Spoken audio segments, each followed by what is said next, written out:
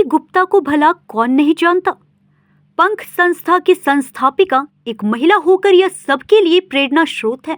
हमेशा अपने वार्ड के साथ साथ पूरे जिले भर के लोगों की सेवा में निस्वार्थ भावना से लगी रहती है। इस बार वार्ड संख्या 33 से वार्ड पार्षद प्रत्याशी के रूप में खड़ी होकर अपने वार्ड के लोगों का सेवा करना चाहती है।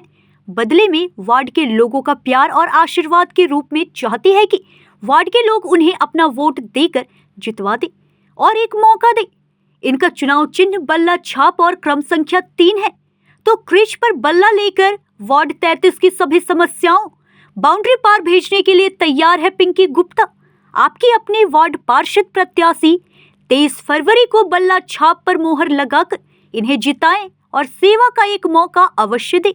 नमस्कार, आप देख रहे हैं न्यूज़ इंडिया 24। मैं हूं आपके साथ पंकज सिन्हा। आज हम धनबाद नगर निगम चुनावी क्षेत्र वार्ड संख्या 33 में मौजूद हैं और वार्ड संख्या 33 की जो हाल है वो देख करके यहाँ खड़ा रहना भी मुश्किल है।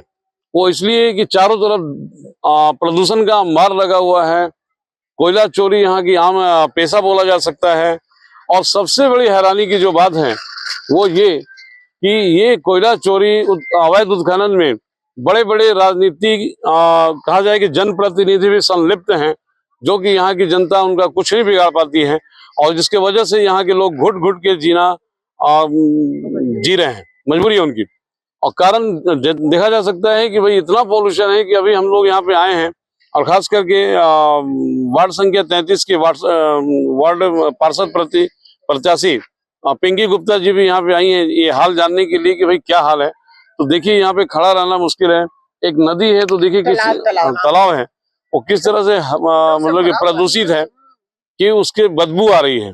तो सोचिए कि जब यहाँ खड़ा रहना मुश्किल हो रहा है तो यहाँ रहने वाले लोग कैसे जीते होंगे। ये वार्ड 33 इसकी स्थिति को सुधारना बड़ा कठिन काम है। अगर पिंकी गुप्ता जी यहाँ वार्ड पार्षद बनती हैं तो इनके लिए भी कम चुनौती नहीं होगी। हम बात करेंगे पिंकी गुप्ता जी से कि बताइए कि आपके वार्ड में और कौन कौन सी समस्या है। हमारे वार्ड में तो मूलभूत जो समस्याएं हैं जो पूरा होना चाहिए वही नहीं है।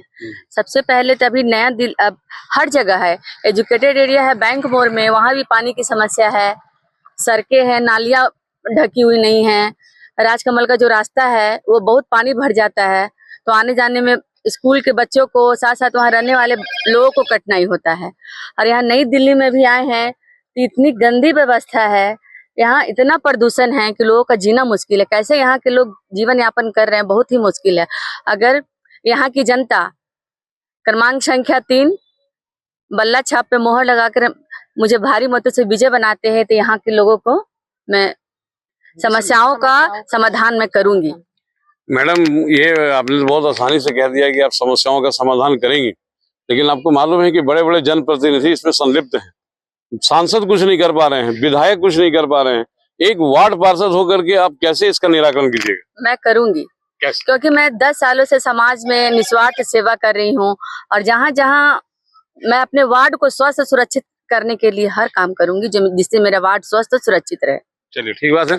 लेकिन साथ है पिंकी की जो तरफ से मैं ये कहना चाहती हूँ, आपने पूछा ना इनसे कैसे करेंगी, तो मैं कहती हूँ कि जिसने मरना सीख लिया जीने का उपहार उसी को, जो कांटों पर चलकर आया फूलों का हार उसी को। चलिए, बहुत अच्छी बात इन्होंने कही। रामधारी सिंह दिनकर ने भी कहा है कि जीना है तो मरने से नहीं डरो रे, तुम स्वयं ही मृत्यु के मुख पे चरण धरो रे। तो कहने का तात्पर्य ये है कि चलिए ये तो सही बात है, कुछ आम लोगों से बातें करते हैं। ये यूथ एकदम सबके सब युवा है।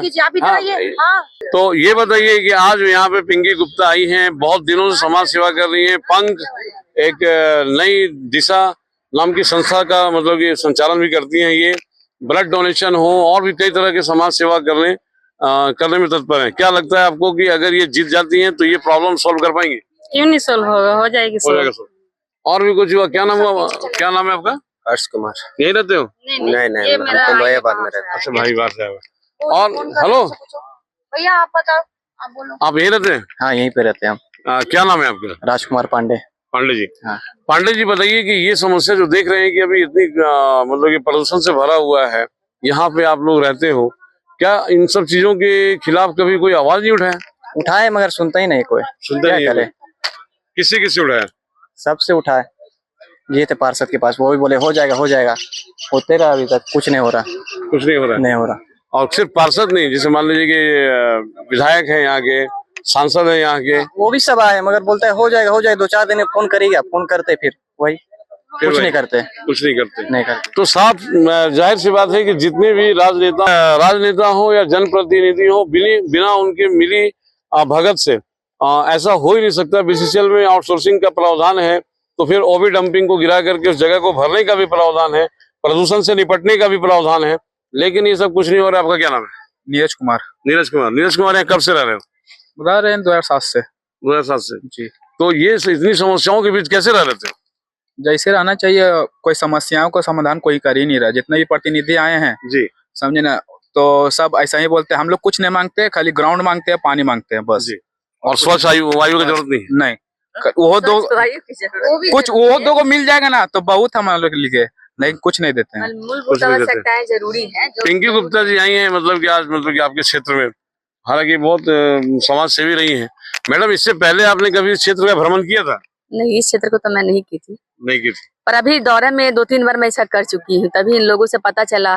3 लोगों को हेल्प करने के पहले मैं समाज सेवा करती थी, तो मुझे लगा कि मैं 33 वार्ड में, जिस वार्ड में मैं हूँ उसको स्वस्थ सुरक्षित रखना जरूरी है, इसीलिए मैं राजनीति में आई हूँ।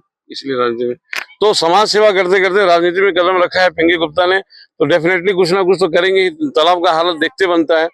तो जो भी है, फिलहाल स्थिति बहुत ही यहाँ की दयनीय है। मैं बता दूं अपने न्यूज इंडिया 24 के माध्यम से कि इस क्षेत्र का एक बार न्यूज मैंने पहले भी कवर किया था, जब ये नदी में मतलब कि पानी नहीं छोड़े जा रहे थे, हालत लोगों की बहुत दुभर थी। लेकिन उसके बाद बीसीसीएल प्रबंधन ने, जीएम ने कुछ दिन के लिए पानी चालू किया, तो कुछ स्थिति सुधार हुई थी, लेकिन फिर स्थिति वैसी की वैसी हो गई है। तो ऐसे जनप्रतिनिधियों के होने से क्या फायदा कि जब जनता ही जो उन्हें चुनती है, तो वो मतलब कि घुट घुट के जीने के लिए तैयार हो, और इस तरह से परेशानी अगर हो रही है तो डेफिनेटली निश्चित तौर पे स्थिति बहुत दयनीय है। तो पिंकी गुप्ता जी इस वार्ड से वार्ड प्रत्याशी के रूप में खड़ी हैं, और बहुत बड़ी चुनौती इनके सामने है। हम जानना चाहेंगे इनसे कि क्या यहाँ की जनता से, वार्ड 33 के लोगों से क्या अपील करेंगे? मैं यहाँ के लोगों से यही अपील करूंगी कि मैं सामाजिक कार्य कर रही हूँ, इसलिए मैं राजनीतिक में आई हूँ कि यहाँ के वार्ड 33 की समस्याओं को मैं समाधान कर सकूं। मैं यहाँ की 33 वार्ड की मैं बेटी, मैं बहू, ये आप लोगों से अनुरोध करती हूँ कि मैं पिंकी गुप्ता क्रमांक संख्या 3 बल्ला छाप पे मोहर लगाकर मुझे विजय बनाए। मैं 33 वार्ड को स्वच्छ और सुरक्षित रखूंगी। मैं यही यहाँ के निवासियों से यही सबसे कहना चाह रही हूँ कि अगर जीतेगा बल्ला तभी साफ होगा आपका मोहल्ला। तो इसलिए सब बल्ला छाप पर वोट लगाएं, भारी मतों से इन्हें जिताएं, ताकि हम फिर जब आए तो देखें यहाँ खेल का मैदान बना हुआ है, बगीचा बना हुआ है, और ये तालाब का पानी भी साफ है। फिर बैठ के पिकनिक बनाएंगे। चलिए, बहुत अच्छी बात है। सहयोगी अजीत मिश्रा के साथ पंकज सिन्हा, न्यूज इंडिया 24।